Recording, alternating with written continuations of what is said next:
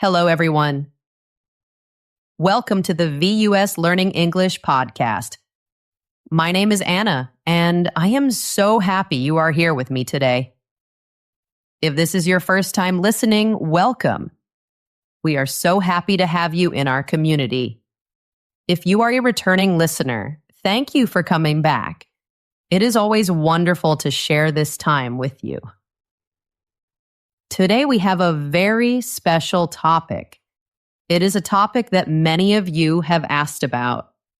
We are going to talk about how to argue and debate in English. Now, the word argue can sound a little scary. It can sound negative. But today, we will learn how to change that feeling. We will learn how to share our ideas with confidence. We will learn how to feel strong and calm in meetings. We will learn how to speak even when we are nervous. This episode is for anyone who has a great idea inside them, an idea that you want to share with the world. Thank you so much for joining me today. Taking this time for yourself is a wonderful gift. Learning is a beautiful journey, and I am so honored to be on this journey with you. Before we begin, if you enjoy our time together, I have a small invitation for you. You can press the like or follow button. When you do this, you help our podcast grow. It helps other English learners just like you find our community. It is a small click for you, but it means so much to us. Thank you. And one more thing I love to ask. Where are you listening from today? I love to imagine all of us around the world learning together. It feels like we are all in one big, warm, cozy room, learning as a family. Okay, are you ready? Find a comfortable spot. Maybe you have a cup of tea or coffee. Take a deep, slow breath in and let it out. Let's begin. Section 1. The problem. The myth of arguing. I want to start with a story. I want you to close your eyes if you can and just listen. Imagine this. You are at work. You are very, very good at your job. You have wonderful ideas. Ideas that can help your team. Ideas that can make things better. You do your research. You study everything. You know your topic from the inside and the outside. You can see the answer so clearly. It is like a bright light in your mind. Then the meeting starts. People begin to talk. The discussion gets faster. The English is flying all around the room. It feels like a fast-moving river. You see a small moment, a chance for you to speak. But when you open your mouth, the words are gone. They just disappear. You feel small. You feel like you are invisible. No one can see you. No one can hear you. And this is the one place where you want to be seen. This is the place where your ideas need to be heard. The meeting ends. You walk away, and your best ideas are still inside you. They are locked in your head. How does that feel? It is frustrating. It is a sad feeling. That feeling of a missed chance. It is a terrible feeling. And maybe it is holding you back in your career. Now, I want to ask you a question. What if there was a way to change this? What if I told you there is a simple plan? A powerful plan that can help you. A plan that can take you from feeling invisible to feeling confident. A plan that can help you debate with a strong, calm feeling. In any meeting, this plan does not need perfect English. No, you do not need to be flawless. Instead, this plan gives you a structure, a simple building to lean on. So your amazing, brilliant ideas can finally come out, so they can finally be heard. My name is Anna, and here we do not just learn English words. We learn how to use English with power, with confidence. We learn to use it when it is most important. Let's get started on this journey together. So, why is this so hard? Why is speaking in a meeting so difficult? The story I just told you is not just a story. For many of you listening right now, it is real life. It happens every day. Let's talk more about that feeling in the meeting. It is not just about being quiet. It is the heavy feeling of knowing you have the answer, but you cannot say it. You cannot deliver it to your team. It can feel like your value at work is being questioned, not because of your skills. You have amazing skills, but because of the language. This is a very heavy weight to carry. This feeling can slow down your career. Maybe a promotion passes you by. Maybe a big, exciting project goes to someone else. Someone who just seems more assertive. Someone who speaks more loudly or more quickly. Over time, this can hurt your heart. It can hurt your feeling of self-worth. You might start to doubt yourself. You might start to think, maybe my ideas are not that good. If I cannot explain my idea, do I really understand it? This little voice inside your head is not your friend. This voice is destructive. And this voice is built on a lie. It is built on something that is not true. Let me tell you the truth. The quality of your idea has nothing to do with the speed of your English. Let me say that again.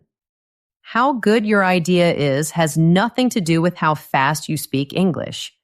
Your idea is good because it is your idea. Does this sound familiar to you? Have you ever finished a meeting and then for hours and hours you think about it? You think of all the perfect things you wanted to say, all the smart comments you should have said. Have you ever felt that tight feeling in your stomach? That knot in your belly when you know you need to speak. But you are afraid. You are afraid of making a mistake. You are afraid people will judge you. You are afraid of not finding the right words, and so that fear keeps you quiet. If you have felt this, I want you to know something. You are not alone. You are not the only one. This is one of the biggest challenges for smart, wonderful people who are working in a second language. You are doing something amazing. You are working in another language. That is incredible. So please be kind to yourself. But there is another part of this fear. There is another layer we need to talk about. It is the fear of being rude. The fear of seeming impolite. In many cultures, it is not polite to disagree with someone directly, especially if that person is your boss. Disagreeing can feel like a sign of disrespect. The word argue itself sounds negative, doesn't it? When you hear argue, you might think of fighting. You might think of angry voices, conflict. The last thing you want at work is for people to think you are aggressive or difficult. So the very first thing we need to do is change our minds. We need to reframe this whole idea. Let's take that old, negative, scary idea of arguing. Let's thank it and let's gently let it go.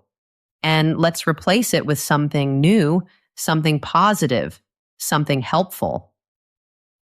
In a professional place like an office or a meeting, arguing is not fighting. Arguing is contributing. It is adding your idea to the group. A debate is not a conflict. A debate is an exploration. It is like walking down a new path together, trying to find the best way. When you give a different idea, when you offer a counter argument, you are not attacking a person. You are not saying you are bad. You are stress testing an idea. You are helping to make the idea stronger. Think about it like this. The goal of a healthy, good debate is not for one person to win and for another person to lose. No, the goal is for the best idea to win. The goal is for everyone to find the best answer together. for the good of the whole team, for the good of the whole project. Let's think about this in another way.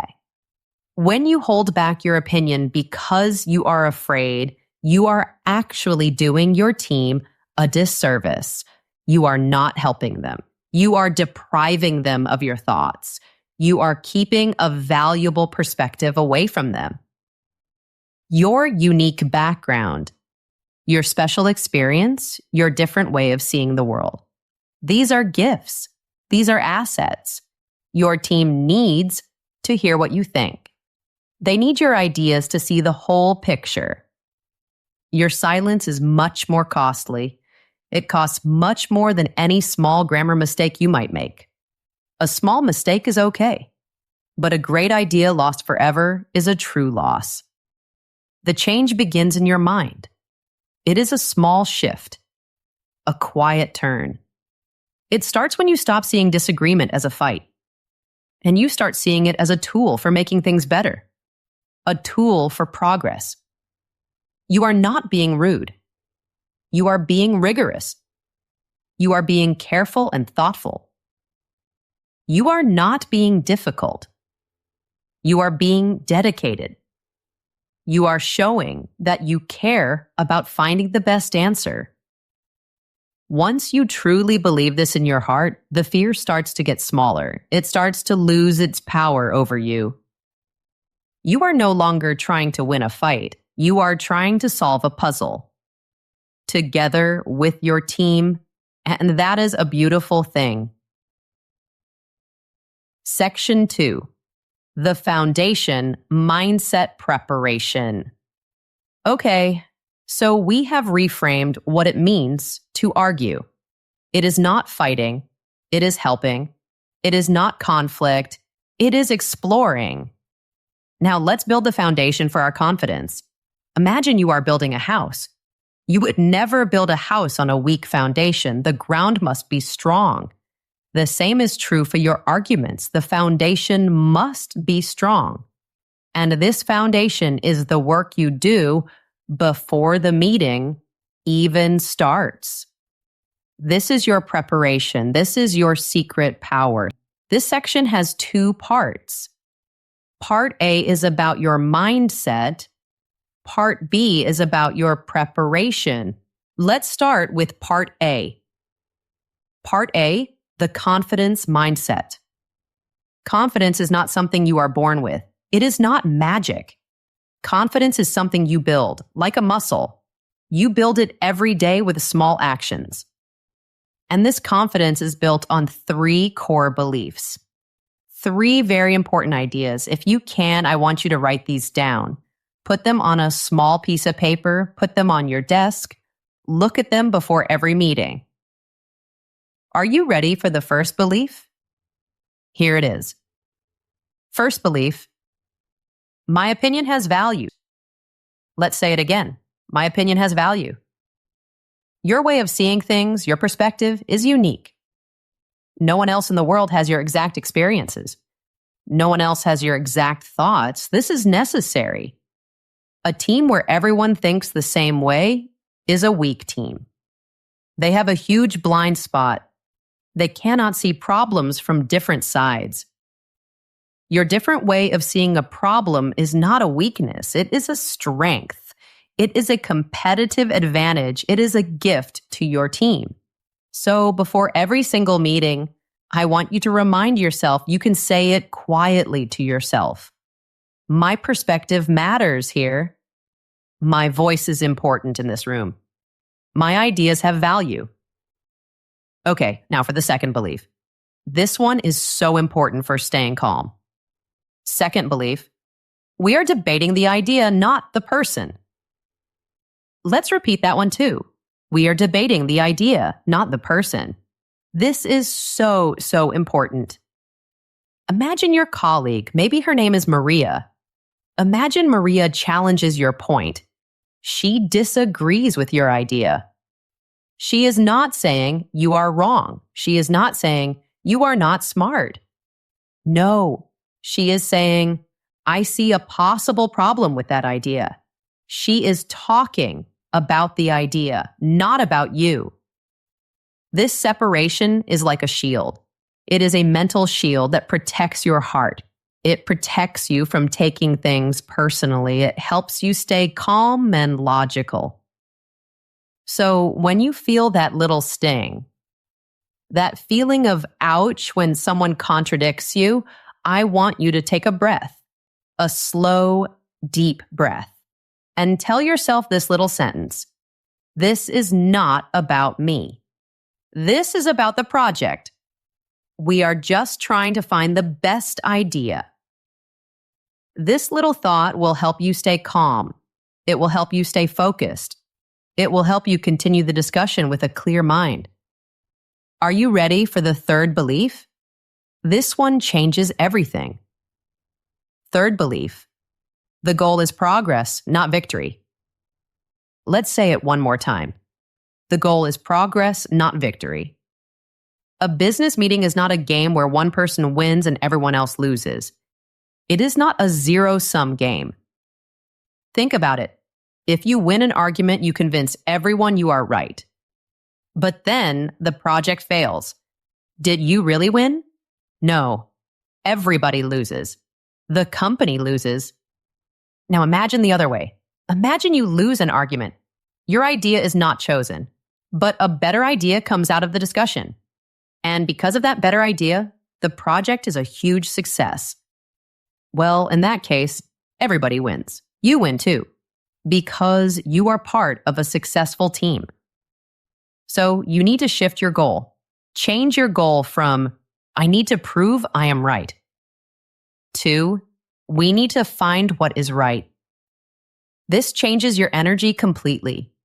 It turns you from a fighter into a helper. It turns you from an opponent into a collaborator. You are working together. This mindset is the solid ground for your confidence house. Now let's talk about the other half of the foundation. Part B, the power of preparation. So we have our mindset. We believe our opinion has value. We believe we are debating the idea, not the person. And we believe the goal is progress, not victory. Now, we prepare. Confidence comes from competence. Confidence comes from knowing you are ready. You will feel 1,000 times more confident if you have done your homework. So here is how to do your homework for a meeting. There are 4 simple steps. First, know your stuff. This is the basic number 1 rule. Your confidence is connected to your knowledge. If the meeting is about sales numbers, you need to know those numbers. Know them very well. If the meeting is about a new marketing plan, you need to read the plan carefully. Your expertise, your knowledge, is what gives you the right to speak. It gives you authority. Second, anticipate the conversation. This is a very smart move. This is what professionals do. Before the meeting, take just 15 minutes. That is all, just 15 minutes. Find a quiet place. Look at the meeting agenda, the list of topics, and think. Just think. Ask yourself, where will people disagree? Which topic will be difficult?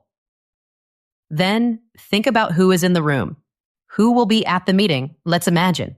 The head of finance, the money person, will be there. What does she care about? She cares about the budget, the cost. The head of marketing, the promotion person, will also be there. What does he care about? He cares about how the company looks. The brand perception. When you think about their jobs and their goals before the meeting, you can prepare your arguments. You can shape your ideas to answer their questions from the start. You can say, I know we are concerned about the budget, and here is how my idea will save us money in the long run. This shows you are thinking about the whole team. It makes your idea much stronger. Third, script your key points. Now listen carefully. I am not saying to write a full speech. Please do not do that.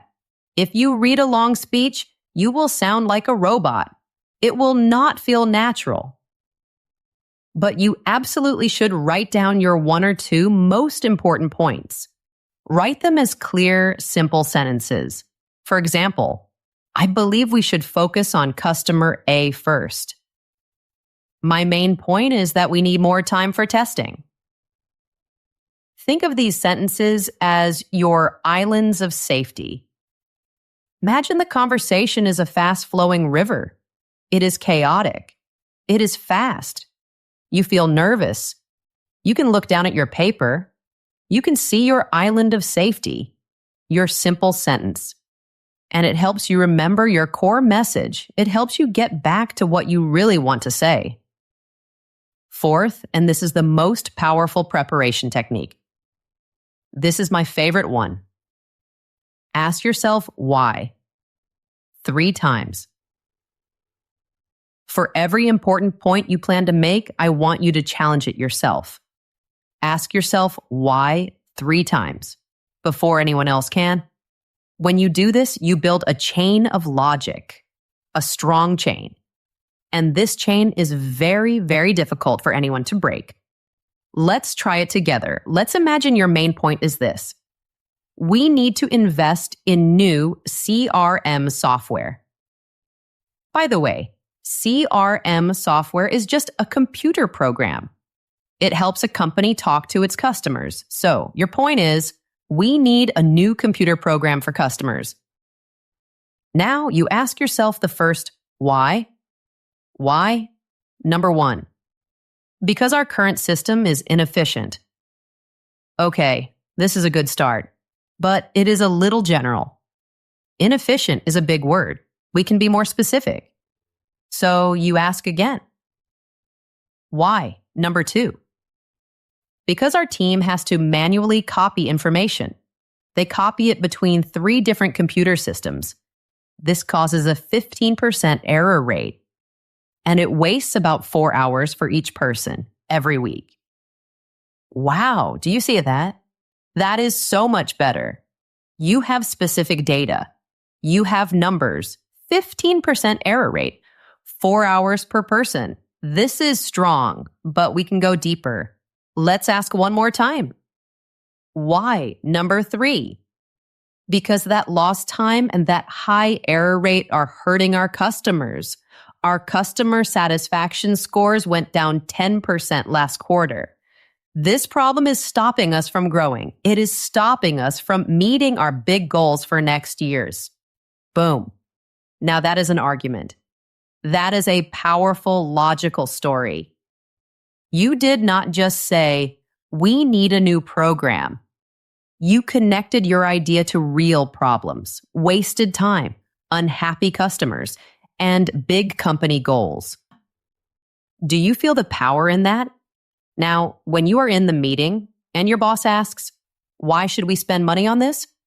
You are not nervous. You are not scrambling for an answer. You have a powerful 3-layer deep response ready to go. You are ready. This kind of preparation changes your whole feeling. It changes your state of mind. You no longer walk into a meeting feeling scared, hoping you will get a chance to speak. No, you walk in as a strategic contributor. You walk in as a helper.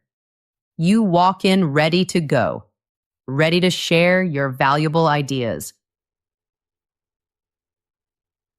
Section 3, the 3-step framework for confident debate. Okay, let's take a breath together. Your mindset is right. You are feeling calm and helpful. You are prepared. You have done your homework. You know what you want to say. Now you need to know how to say it. This is where we learn the simple plan, the framework that will carry your ideas from your mind into the meeting clearly and persuasively. It has 3 easy steps, just 3. You can remember this. Step 1, the opener. This is how you start talking, how you get into the conversation. Step 2, the core argument. This is how you make your point with logic. Step 3, the response. This is how you handle questions and when people disagree. Let's break them down one by one. I will give you the exact English phrases you can use. You can start using these phrases tomorrow. Are you ready? Let's learn step 1. Step 1, the opener. How to enter the conversation. Politely, powerfully. For many people, this is the hardest part, just starting to speak. The conversation is moving so fast. People are talking over each other. You are waiting for that perfect, quiet moment. But that moment never comes. So here is the secret. Stop waiting for a gap. Stop waiting for silence. Learn how to create a gap politely. Here are some phrases to help you do that. Let's look at the first group of phrases. You use these when you want to build on someone's idea. This is the easiest and most friendly way to enter a conversation. You are agreeing with someone first. Here are the phrases. Building on what Sarah said about the timeline. That's a great point, David. I'd like to add that. Yes, and to expand on that. Do you see how friendly these are? You are not fighting. You are connecting. You are saying, I heard you, and I have something to add. This makes people want to listen to you. Now let's look at the second group of phrases. You use these when you want to offer a different perspective. This is how you disagree respectfully. This is for when your idea is different. Here are the phrases. I see your point about the budget, but have we considered the long-term benefit? That's one way of looking at it. Another perspective could be that I understand the concern, however, I think there's a risk in not doing this. These phrases are very powerful. They show respect first. I see your point. I understand your concern. This makes the other person feel heard. And then you gently introduce your different idea. Words like but, however, and another perspective are your bridge. They are a bridge to your idea. Now for the third group of phrases, sometimes you just have to interrupt, but you can do it politely. You use these phrases to politely interrupt. You should only use these when it is really, really important. Here are the phrases. If I could just jump in for a second. Excuse me for interrupting, but I have a very important piece of information on this. Before we move on from this topic, could I quickly add something? These phrases show that you know you are interrupting, but you have a good reason. They are polite, but also strong. So let's imagine a situation. You are in a meeting. Your colleague, let's call him Mark, says, we should delay the product launch by 3 months. We need to add more features. You know from your preparation that delaying is a bad idea. This is your moment. You see your opening. You choose your phrase, maybe from the different perspective group. You say, I see your point about wanting more features, Mark, but I have a different perspective on the timing. Boom, you did it. You are in the conversation. You were polite. You showed you listened to him. I see your point. And now everyone is looking at you. The floor is yours, and you are ready for step 2.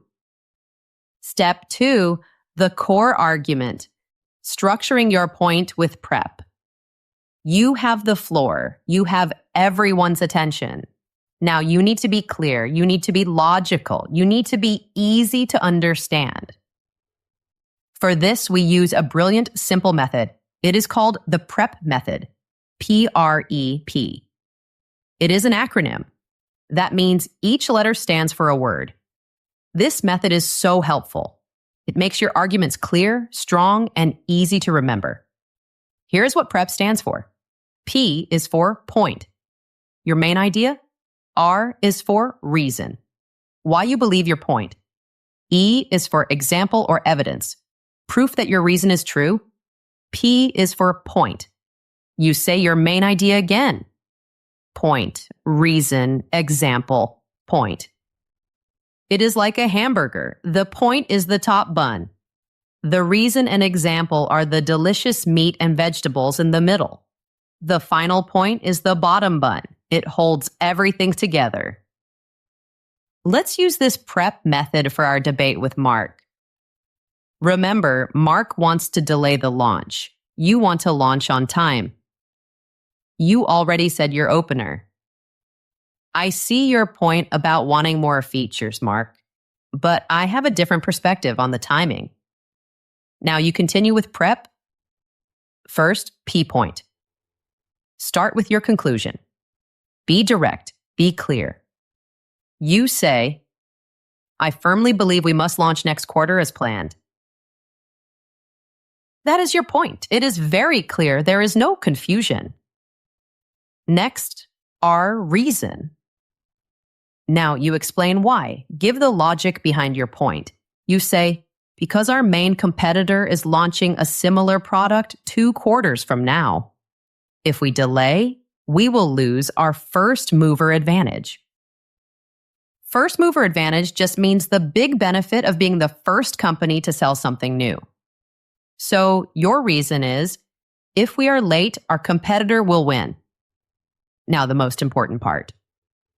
E, example or evidence. This is where you make your argument impossible to ignore. You use data, a number, a statistic, a specific story. This is where your preparation pays off.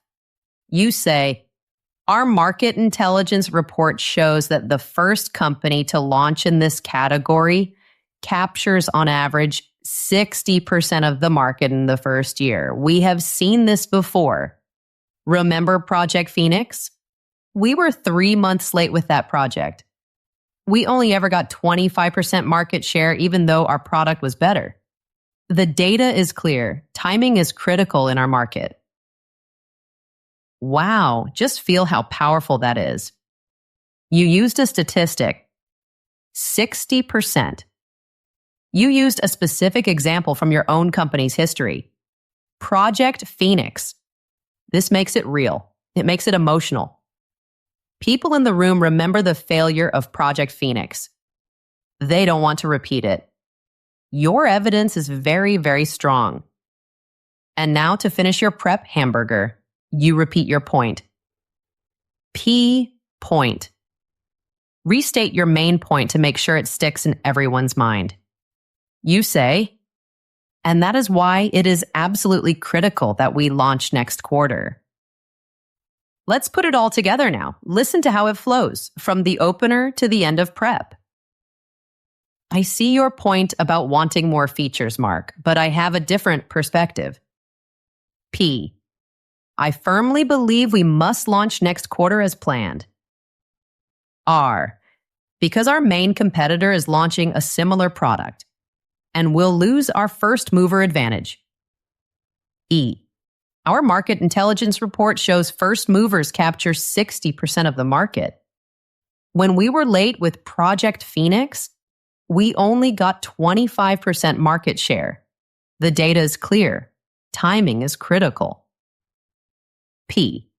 And that's why it is absolutely critical we launch next quarter. Can you feel the difference? This is not being silent. This is not being invisible. This is being clear, structured, helpful, and very, very persuasive.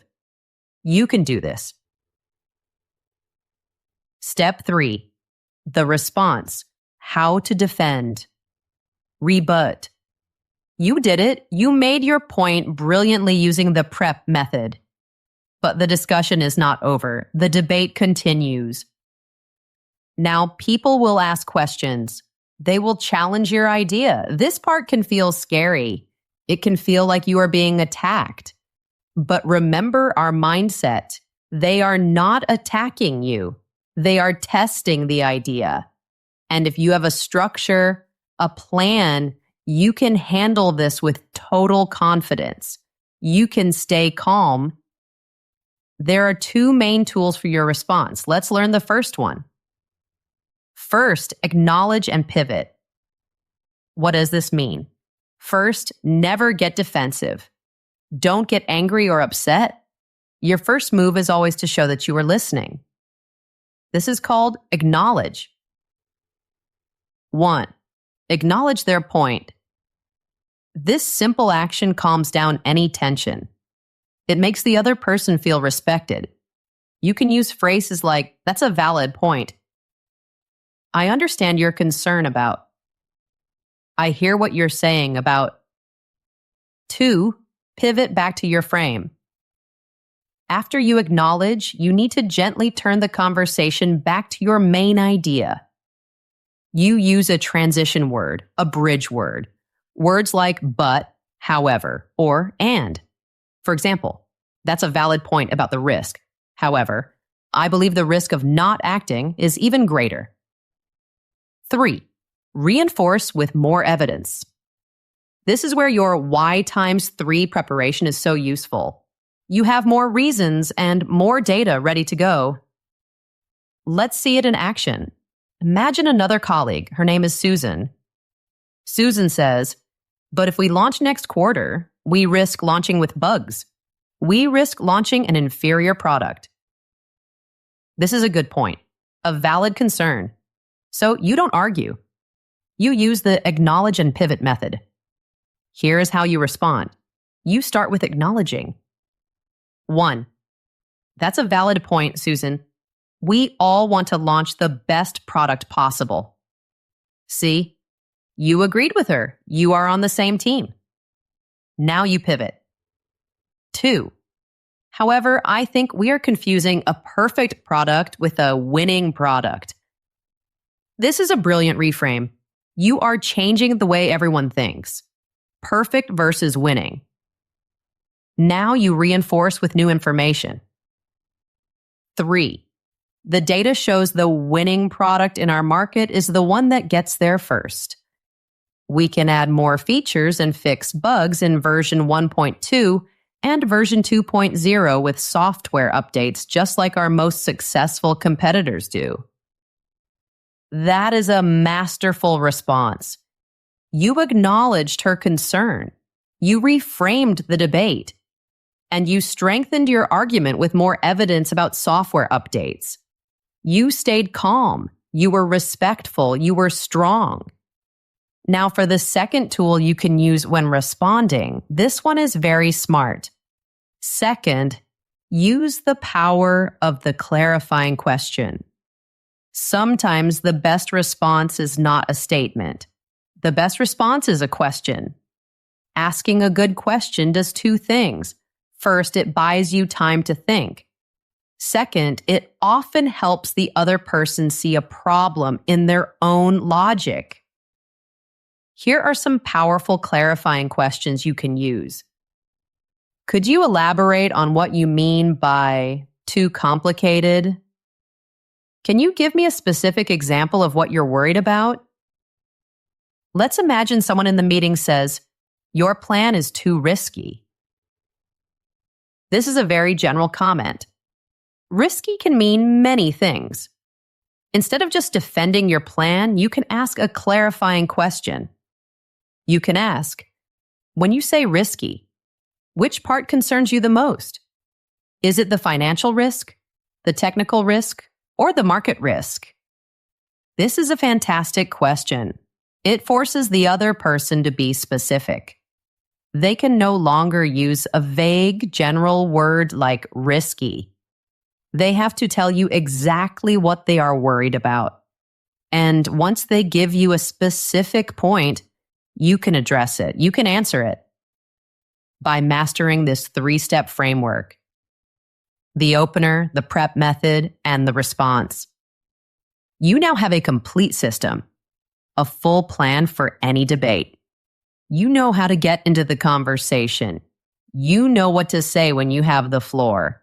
And you know how to respond to questions with confidence and calm. You are ready Section 4. Staying calm and speaking clearly. You have the framework, you have the plan. But let's be real, let's be honest. Sometimes discussions and meetings get difficult. They get heated. People's emotions get involved. Egos can get big. Your ability to stay cool and calm under pressure is just as important as your logic. Your calm energy is your superpower. Let's talk about managing heated discussions when the temperature in the room goes up. When voices get louder, your job is to be the de-escalator. You are the one who brings the temperature down. You are the calm in the storm. You can use specific phrases to cool things down. Here are some examples. I think we've gotten a little off track. Let's refocus on the main goal here. We are all clearly very passionate about this project. That is a good thing. Let's just step back for a moment and look at the data again together. It seems we have two different priorities here. One is speed, and the other is having many features. Both are important. Let's analyze the good things and bad things of each priority, one by one. These phrases show that you are a leader. You are guiding the conversation back to a calm, logical place. And here's your most powerful tool in a tense moment. It is very simple. It is the pause. Just silence. When someone asks you a very tough question, or they say something that feels aggressive, do not jump to respond. Do not react immediately. Instead, I want you to do this. Take a slow breath. Look at the person with calm eyes and pause for 2 full seconds. 1, 2. This small gap of silence does amazing things. It makes you look thoughtful. It makes you look in control. It shows you are not reactive. And it gives you a precious moment, a moment to switch off your emotional, scared brain and switch on your logical, calm brain. The person who stays calm in a difficult conversation is the person who holds the power. The calm person is the person people listen to. Now let's talk about the final piece. How to use your voice and body. This is about how you say things, your delivery. 1. Pace and clarity. Pace means speed, how fast you talk. When we are nervous, we talk very fast. Our words get jumbled together. This is a mistake. You need to slow down. Pretend you are speaking to someone who is very old and wise. You want them to hear every single word. Enunciate your words. That means say each sound clearly. Speaking at a slow, deliberate pace does 2 things. It makes you easier to understand, and it gives your words weight and authority. It makes you sound more confident. Here's a good way to practice. Take your phone. Record your voice explaining something simple, then listen to it. You might be shocked at how fast you speak. Practice speaking more slowly than you think you need to. 2. Vocal variety. This means do not be a robot. Do not speak in a flat, boring voice. Your voice is a musical instrument. It is a tool. Use it to make your speech more interesting. You can emphasize or stress the most important words. Lean in a little when you are sharing the most important data. Use a stronger, more declarative tone when you state your final point in the prep method. Practice saying this sentence. The data clearly shows this is the best option. Can you hear the difference? You put energy on the words clearly and best. This makes your point much more persuasive. 3. Confident body language. Your body speaks with you. Your body is part of your argument. So, sit up straight or stand up tall. Imagine a string is pulling the top of your head up to the ceiling. This posture instantly makes you feel and look more confident. If you are in a video call, look into the camera. This is like making eye contact. If you are in a room with people, make gentle, respectful eye contact. Look at one person for a few seconds, then another person. This shows you are including everyone. Don't cross your arms over your chest. This can make you look defensive or closed.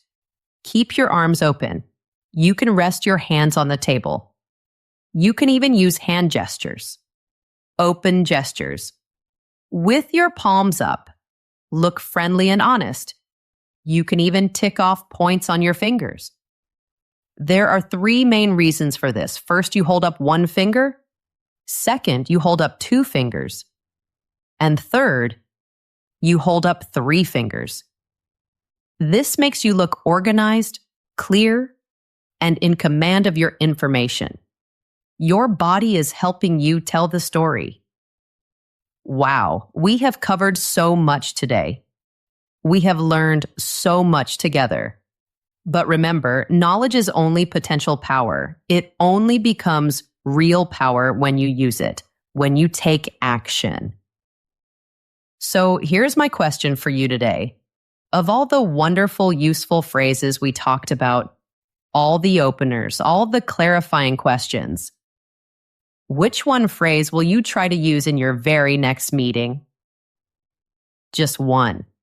Don't try to remember all of them. Just pick one. Maybe your phrase will be, I see your point, but maybe it will be building on what you said. Maybe it will be, could you elaborate on that? Find your one phrase, the one that feels best for you. And I invite you to write it in the comments section below this podcast. Declare it. Make a promise to yourself. You can write, my phrase is, and then write your phrase.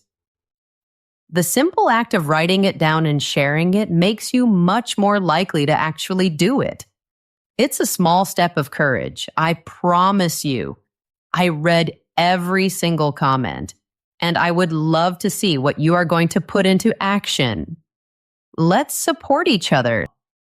And if this episode was helpful for you, if it made you feel a little more hopeful and a little more confident, please hit that subscribe button and turn on the notifications.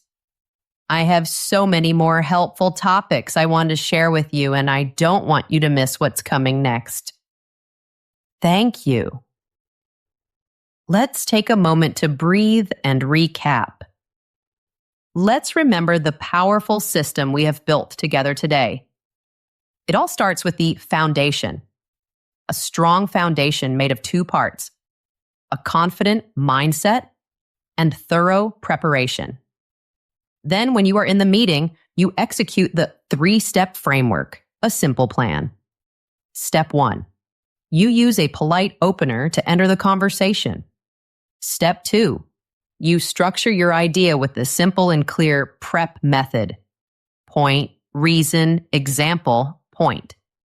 Step 3, you handle questions and challenges with a calm and confident response using acknowledge and pivot or a clarifying question. And finally, you manage your delivery. You stay calm. You speak slowly and clearly.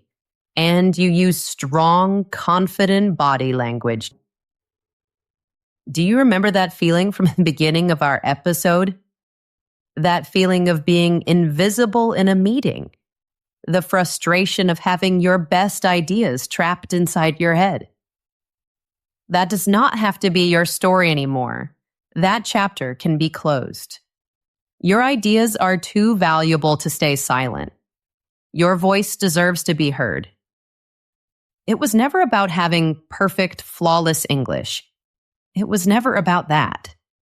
It was always about having a clear, simple, confident structure, a plan to follow. And now you have it. Take this framework. Take this plan. Practice it. Maybe practice in front of a mirror. Maybe practice with a friend. And then use it.